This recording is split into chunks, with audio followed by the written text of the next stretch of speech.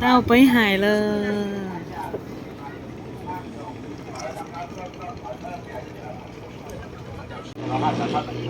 มาฮอดไปหายแล้วเด้อ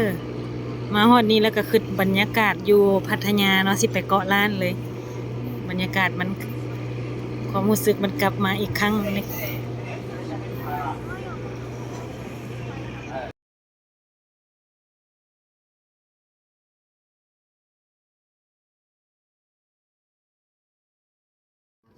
เที่ยวทะเลจีนใต้ทะเลเปยหายเนาะมาเที่ยวเมืองเปยหายท่านผู้ชม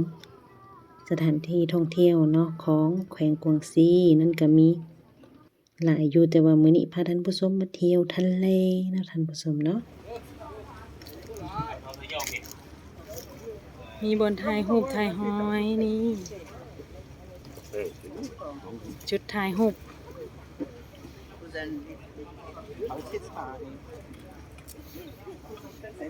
เมืองเก่า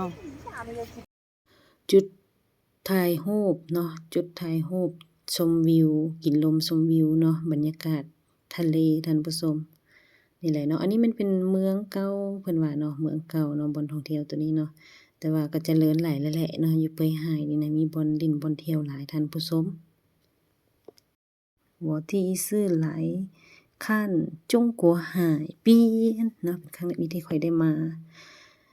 เบิ่งทะเลอยู่จีนเนาะอยู่เปยหายนี่แหละเนาะเมืองเก่าท่านผู้ชมคือเป็นแบบทางเนาะเป็นโฮงแบบ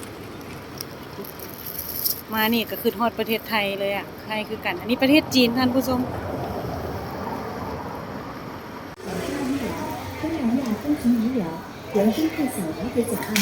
มาเลาะเมืองเก่า